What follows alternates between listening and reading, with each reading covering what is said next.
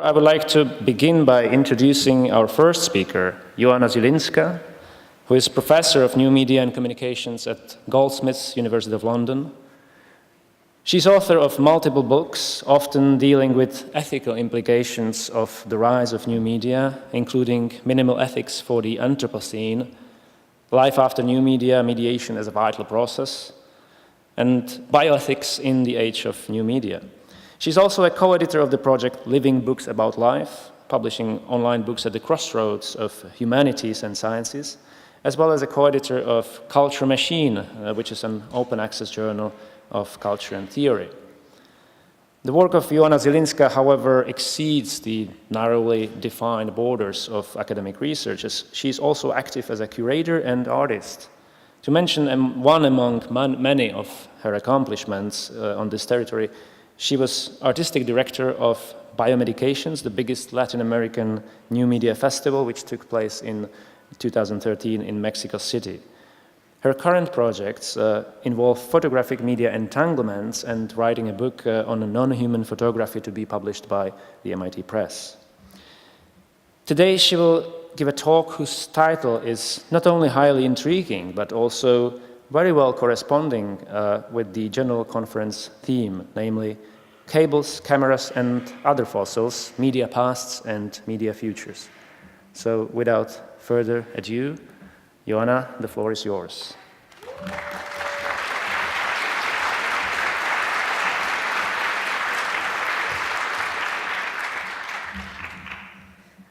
Thank you for such a generous introduction. I would like to start by saying a massive thank you to Irena Rejfová and her team for putting together this amazing event, and also for your hospitality to all of us, for welcoming us here and creating this amazing event.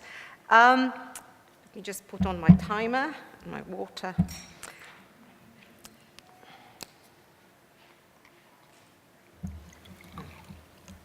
Okay, my talk addresses the issue of technical obsolescence through a wider framework of media ecologies.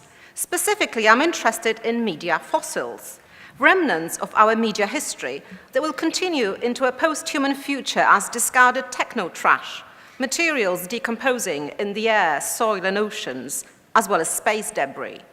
Paying a visit to various sites of media present and media past in line with the spirit and theme of this conference, I'll analyze our human relation to devices that we create and discard, our desire for new products that fuels so-called innovation, and the politics, ethics, and aesthetics of waste. My method is that of a media theorist who is also a photographer, playfully engaging in an affective material excavation of the past. This method differs from the more brazen exploratory pursuits in which predominantly male media archaeologists and media geologists thrust their probes into deep time across cosmic scales, offering a God's eye view of the universe's geological and art historical strata. My project is much more modest in scope, in that it offers what Donna Haraway has called a view from somewhere. Tentatively described as shallow media geology, my quest will lead me to several specific fossil sites, the global, the national, and the local, in search of various media pasts and media futures.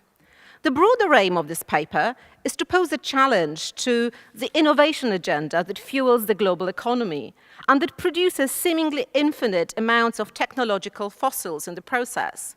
Yet what I offer here is not just a study of exuberant media consumers in the world out there.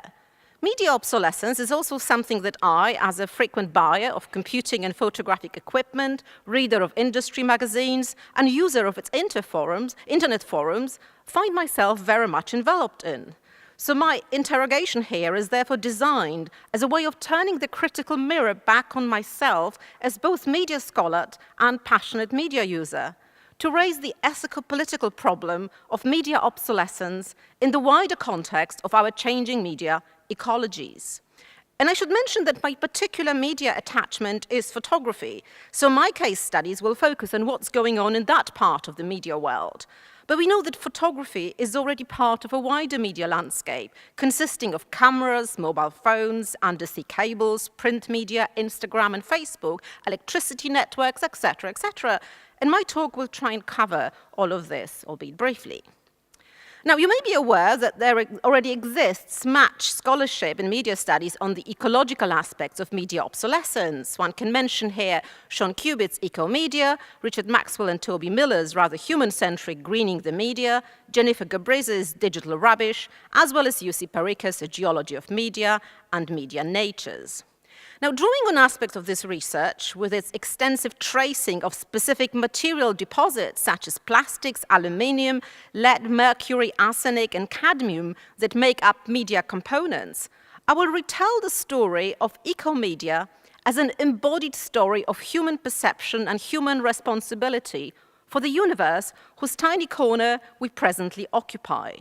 In this view, we humans are seen as an inherent part of those media ecologies, rather than just as media producers or users who represent ecological themes in a certain way and who affect nature positively or negatively. And in that sense, my work kind of bounces off and probably goes beyond some of the understandings of nature as a kind of pre-technological domain in much of the work on kind of eco-media. Besides, as John Durham Peters points out, media are not only about the world, they are the world.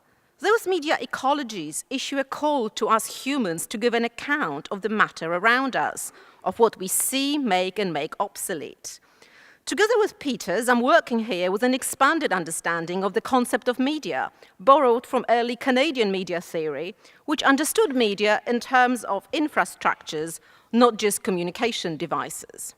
Peters argues that it was only in the 20th century that media came to mean the mass media of radio and television, cinema, newspapers, magazines, and sometimes books, but the term never completely lost its environmental meanings. So from that earlier infrastructural understanding of media, Peters deduces an ethical call, which is a call for our media awareness, a wake-up call from what McLuhan called media narcosis. Yet the ethical call of media, even if it originally issued by the media themselves, needs to be picked up and augmented by a media theorist. Or to put it another way, a media theorist is someone who is already attentive, open to the demand of media. It's someone who hears and smells the media rot. Okay, so let me now venture out on my shallow geological dig. And as I promised you, we're going to 3 zones. The first one is the global. Now, visual artists and media artists have made a significant contribution to our understanding of global media ecological problems by picturing issues of media decay. South African photographer Peter Hugo's project, Permanent Error, consists of a series of large-format photographs taken at the electronic waste dump called Agbogbloshe on the outskirts of the Ghanaian capital, Accra. The images are portraits of predominantly male young workers shot against the background of burning e-junk being transformed into sublimely menacing tongues of black smoke. The muted color palette of beiges, browns, and rusty reds, coupled with the stillness of the human characters, give Hugo's photos a sense of pre-industrial timelessness, in which all action has somehow expired.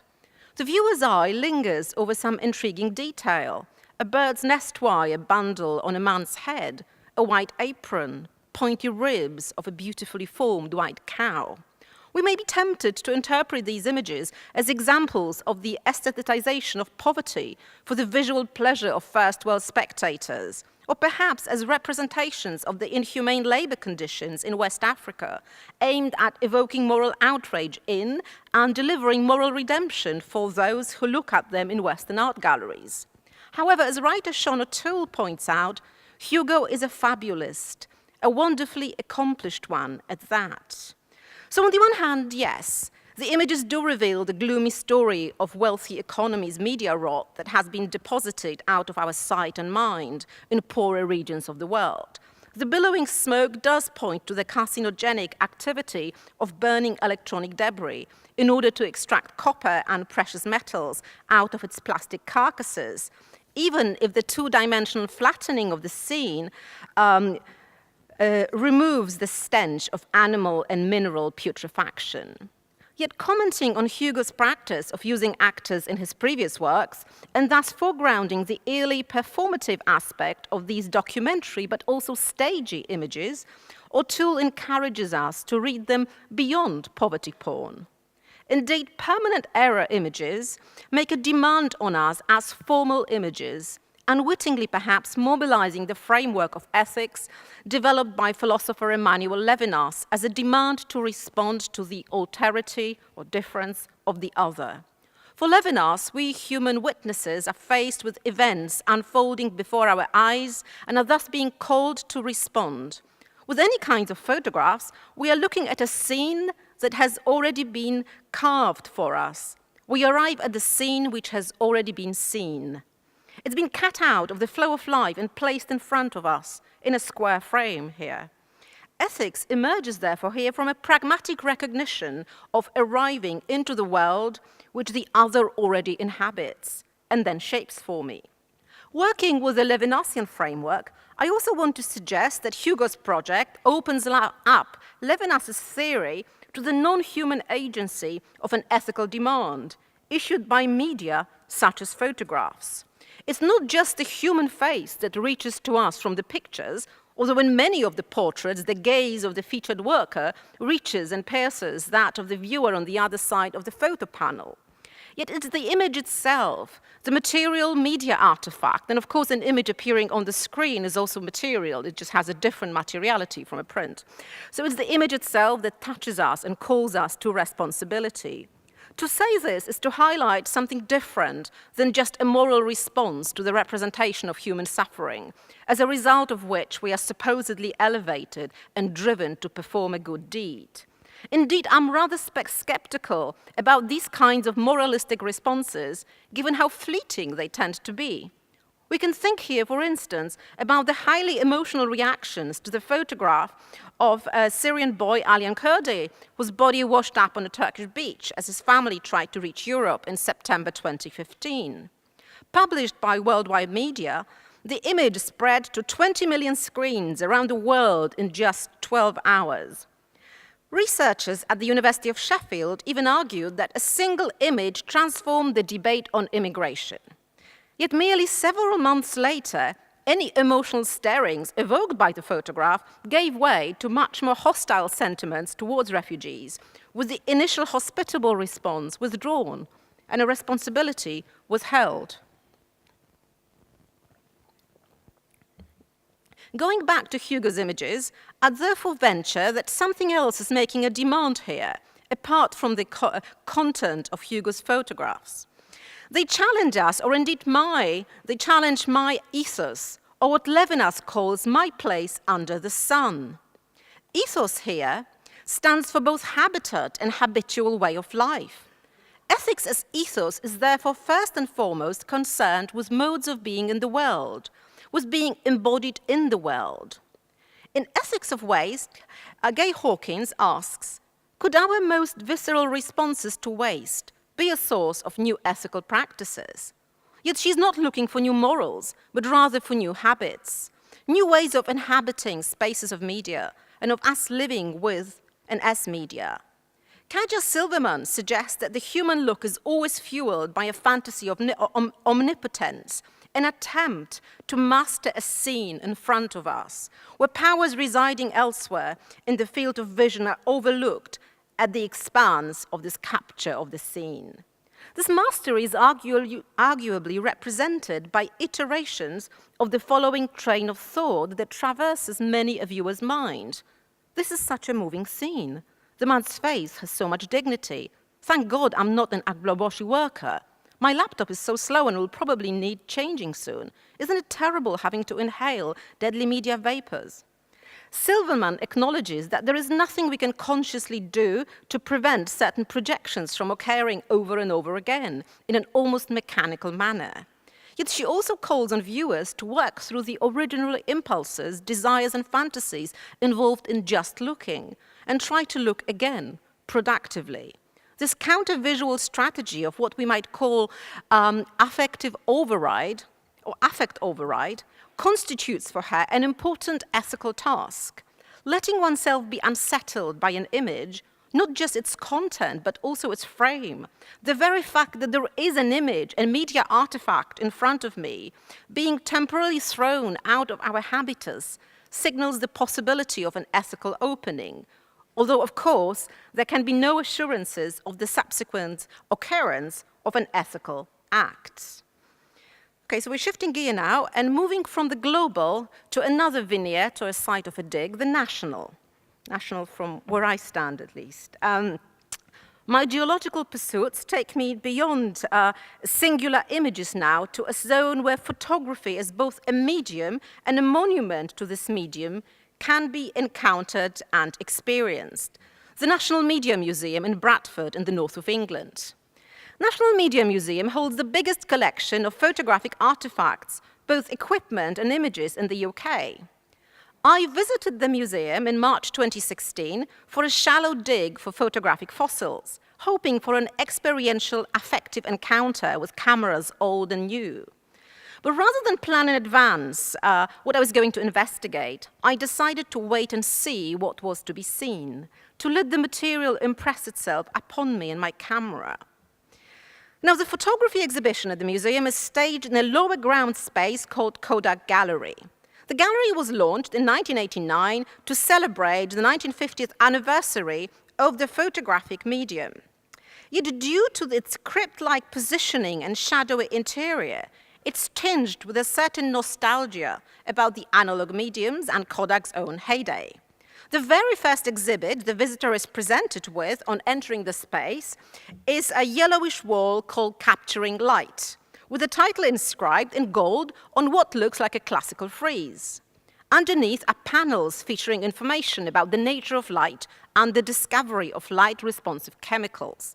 I can't help but see the similarity between the black and white information panels with their neoclassical framing and Central European-style obituaries that are usually posted around the living area of a deceased person.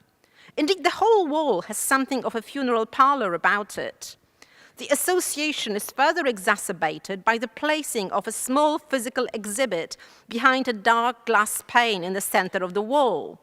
A wooden box resembling an urn or a coffin, on closer inspection, turns out to be a portable reflex camera obscura from around 1800.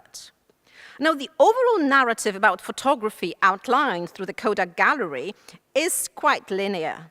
After the brief introduction to the early days of photography via the sepulchral wall discussed earlier, visitors are presented with early box cameras, including the world's first commercially produced camera, the Giraud daguerreotype, as well as Fox Talbot's small camera obscuras that his wife used to call mousetraps. At the risk of pushing the sequence of funereal associations a little bit too far, the small cameras are neatly arranged in long brown wooden cabinets, which very much to me look like open caskets we have seen in both fairy tales and real life, with the photographic equipment on show suspended between the anticipation of Sleeping Beauty and the dashed hopes of Lenin. Theodor Adorno was perhaps indeed correct in pointing out that museum and mausoleum are connected by more than phonetic association. The exhibition also encompasses that quintessential genre of monumental reenactment, a diorama, which mummifies the past as permanent present. In the National Media Museum, the past is mummified as present twice over, as the diorama in question is a reenactment of a daguerreotype, so of a photograph, also on display, featuring Jabez Hogg photographing Mr. Johnson in Richard Beard's studio circa 1843. The display then moves to show the popularization of the medium with the Kodak Brownie. There is premonition of things to come, with multiple iterations of the Brownie being accompanied by displays of dusty rows of faded equipment, closed camera stores, and the ironically self-reflexive exhortation, "Adapt or die," featured in one of the glass cases. The Brownie display is somewhat excessive, resembling what we may call an exuberant evolutionary radiation that signals the last gasp on the medium's evolutionary trajectory before its extinction, aka its move to the digital. Now, during my visit, I'm lucky to be offered a tour of the museum's storage rooms. I'm particularly keen to look at the spaces where photographic fossils are stowed away. But I also appreciate being able to see them as part of the wider media infrastructures in various states of preservation and decay. This negotiation between preservation and decommissioning, between use value and obsolescence, is clearly visible in the museum's attempts to establish some kind of relationship between chaos and order, with a large object store and small object store vying for the rare visitor's attention with two different types of aesthetics. The first room is reminiscent of a jumble sale, with intriguing pieces of equipment, large and small, such as box cameras, tripods, reflectors, and projectors gathered under the old age Kodak supply sign. I'm mesmerized by the space, basking in its warm light and dusty atmosphere. It feels as if I'd found myself on a decommissioned film set, with action having moved on elsewhere, where there was still so much fun to be had. I'm keen to wander around the tangled semi-sculptural arrangements of machines and cables, to run my fingers along the assembled objects, to play with a domestic table light with a fringed yellow shade. But then it's time to move to the small object store, which turns out to be the exact opposite of the first storage room. Clinically tidy and linearly structured, it hosts rows of fridge-like metal cabinets containing now obsolete cameras and other image-making equipment. The majority of apparatuses in the cabinets are multiple iterations of film cameras, from large format machines to portable 35mm devices. Perhaps surprisingly, the digital is very much an afterthought in the photographic exhibition at the museum. Yet the digital is also where things get really interesting in the underground Kodak gallery, because digitality is already staged here as obsolescence. Visitors encounter with the digital technology, as we know, but are not told explicitly in the Kodak gallery that precipitated Kodak's self-inflicted downfall, involves a relatively small mauve glass case headed by the slogan, "The Digital Revolution," in a blocky, old-fashioned font. There are several early-day Kodak cameras on display, shown alongside Sony Mavicus featuring a floppy disk, remember those? As well as Apple's first foray into digital imaging. Yet the information that it was a Kodak engineer called Steve Sasson that first proposed the idea of a filmless camera in 1975 is nowhere to be found. This lack is perhaps to be explained by the now rather embarrassing fact that, on being presented with Sasson's demonstration, Kodak executives were apparently unable to comprehend why anyone would ever want to look at images on a TV screen. They were also unwilling to invest in what looked like a threat to their main source of revenue at the time, print film. Kodak Gallery at the museum sidesteps this unfortunate yet also decisive chapter in Kodak's history, as it does the company's 2012 filing for bankruptcy and its subsequent shedding of its core film and digital business to focus on commercial imaging. Yet it's possible to retrace the exhibition path at the museum in search of an alternative story of photography, one that wouldn't be so much about the explicit obsolescence of the analog medium and the implicit extinction of the company that thrived on it, but rather about our wider cultural desires, economic investments, social frustrations, and political disappointments. Failure presents the fossils of forgotten dreams, the residue of collapsed utopias, writes Gabris. Interestingly, the photographic fossils on display, both in the storage room and in the main part of the museum, present a very Western, even US-centric story of photography.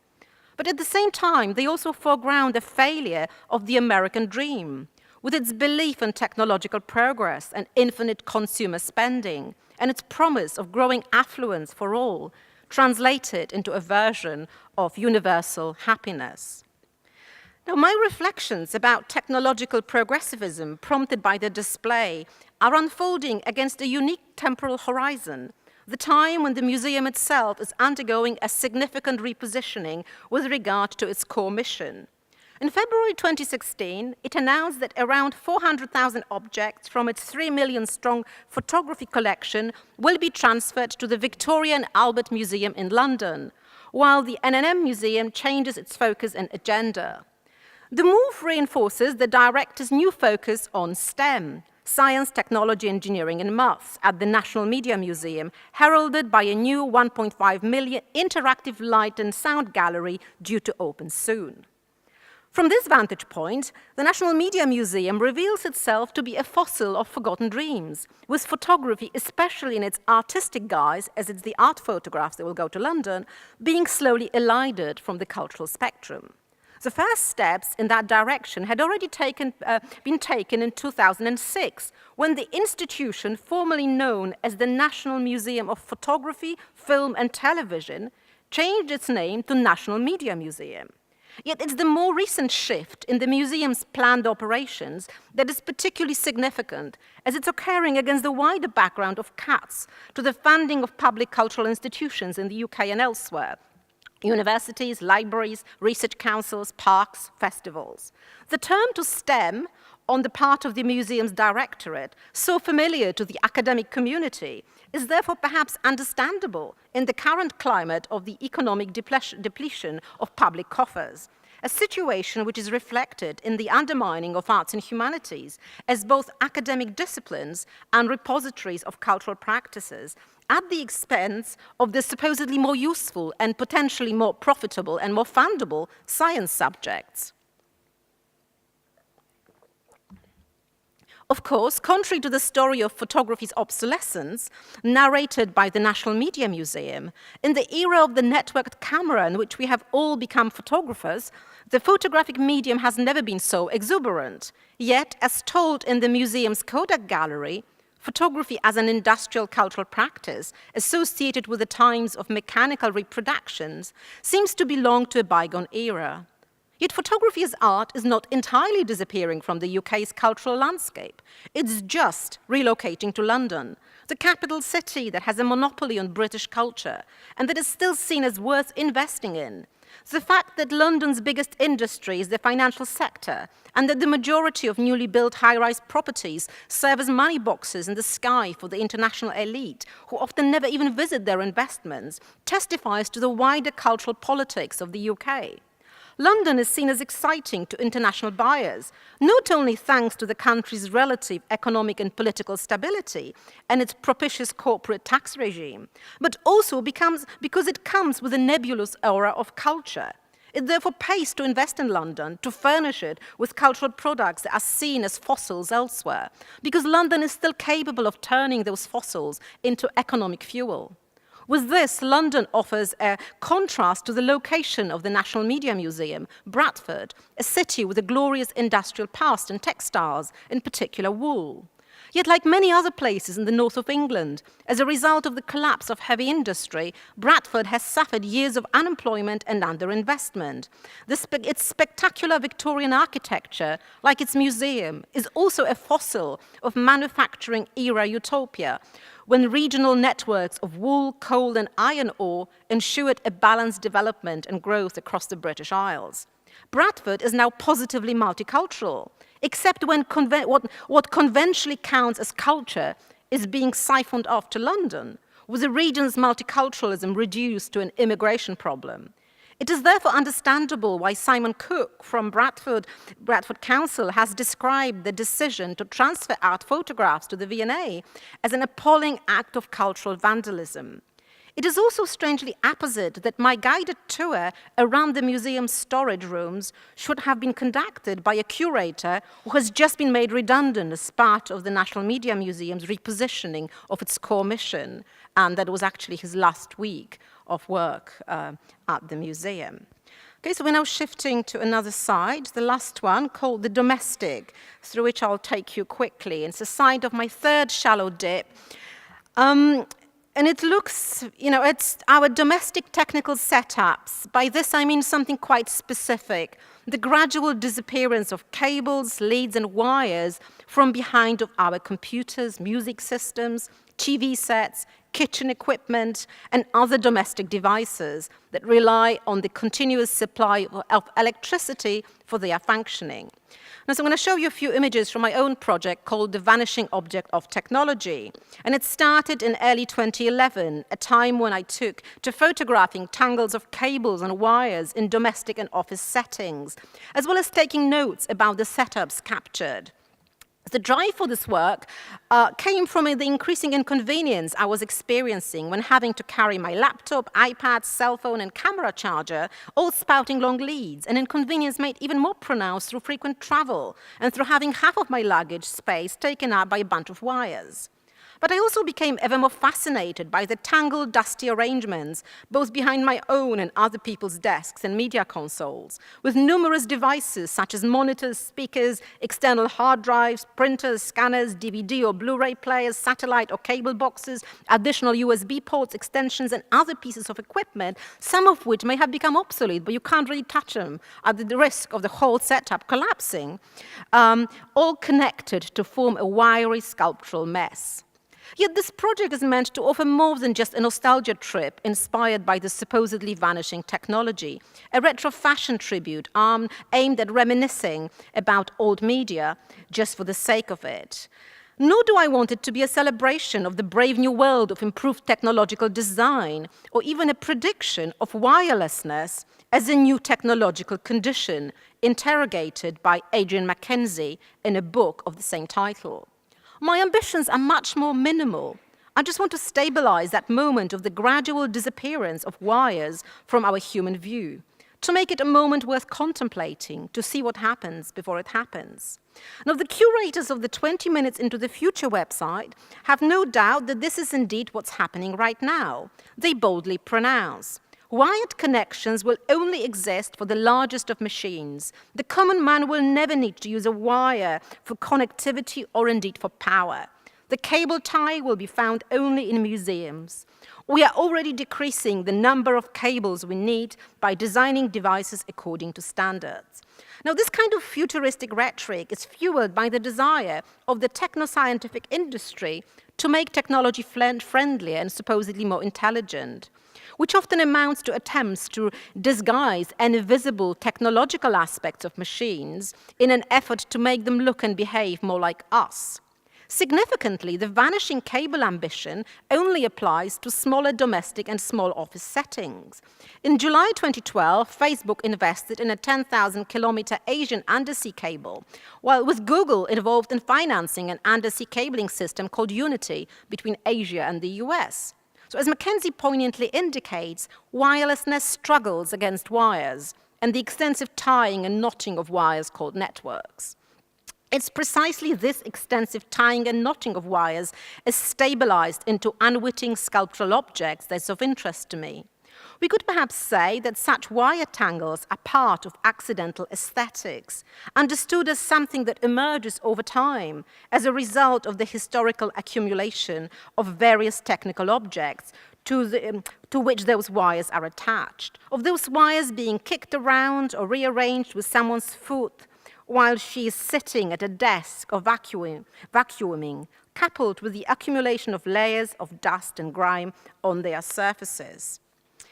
If conscious aesthetic decisions are ever made about those arrangements, they are usually focused on minimizing the visibility of the wires, putting them in a holder, pinning them behind furniture. But so wire tangles and knots serve as a testament to the everyday struggle between order and chaos in everyday media ecologies. We could perhaps go so far as to suggest that this aesthetic presencing of the wired tangle therefore has an ethical dimension too.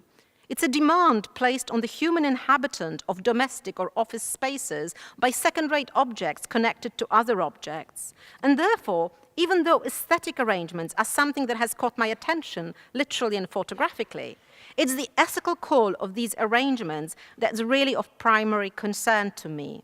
The wired tangles foreground various media processes and connections, while also hinting at other invisible ones across different scales. If, as announced in a recent think piece in New Statesman, today if you are not wired, you do not exist, the knots and entanglements of cables may prompt us to inquire what such different forms of being wired entail, and to tell that it does matter who and what we are connected to, what and what for. They may also ask us to account for the kinds of ecologies we exist in and help shape. Now, to sum up, just again, last few words. So-called technological progress carries with it various kinds of debris, broken promises, discarded ideas, obsolete machines, decomposing infrastructures. We now know that many of the environmental disturbances we face are the consequence of our attempt to exert mastery over the Earth. Yet this knowledge still leaves us helpless. We simply don't know what to do with the mess we've made. Is seeing media fossils as an ecological remorse the best we can hope for?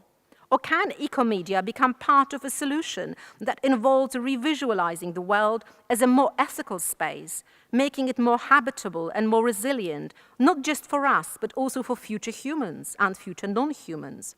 Renouncing any fantasy of returning to the purity of nature, we should perhaps rather conclude, after Gay Hawkins, that waste is inevitable.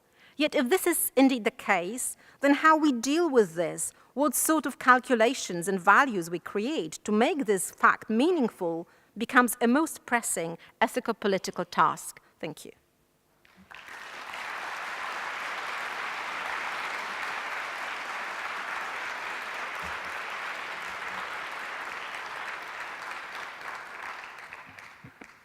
Thank you, Joanna. Thank you very much for this fascinating and thought-provoking presentation, which I hope has sparked many questions. So I would like to ask you to stay there for a few more minutes to take questions from the audience. Who would like to start? The floor is open.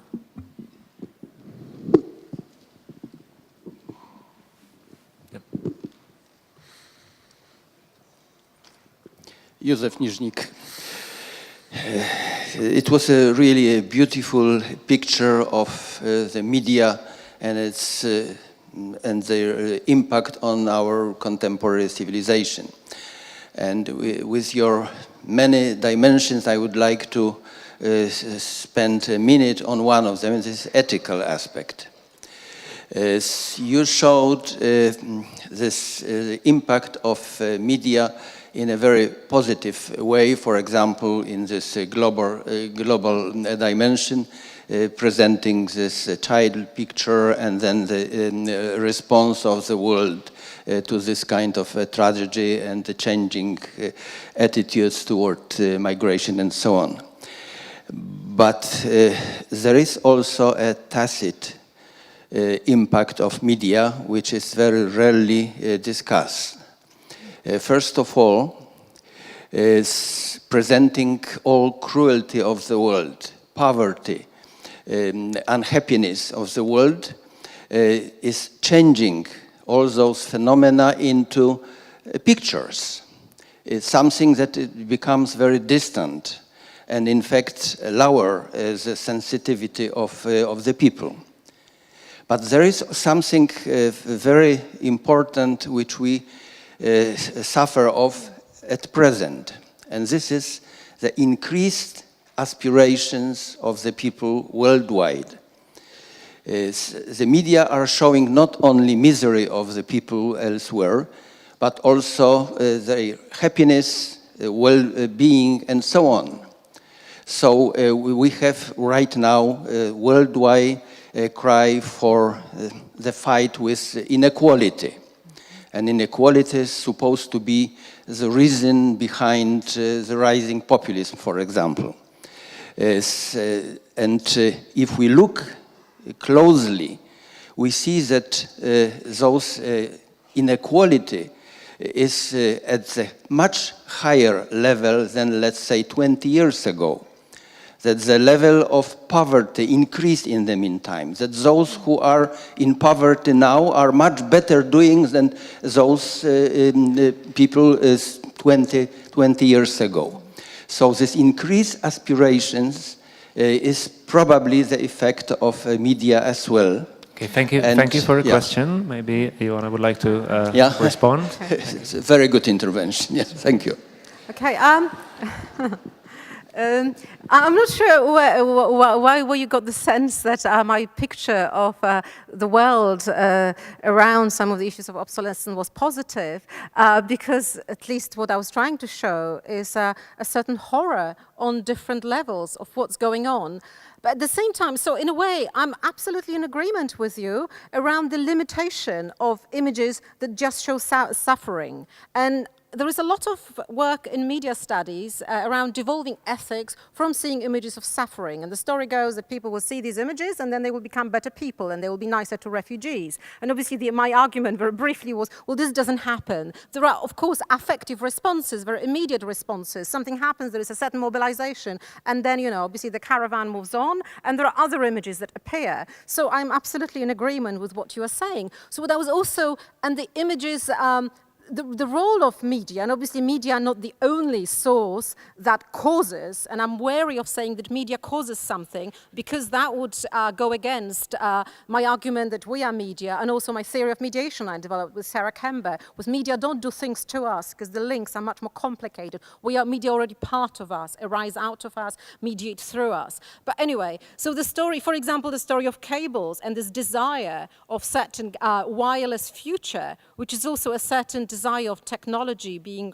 with us at one remove, with both technological setups, but also political and economic setups being removed from our worldview. So in a sense, I think I agree with your diagnosis, and what I'm trying to do with some of this is show precisely how maybe traditional representationalist understanding of media might be augmented with some other ways of looking at an image, as a frame, as a carve into the flow of pixels or life, if you like, and not just at its content.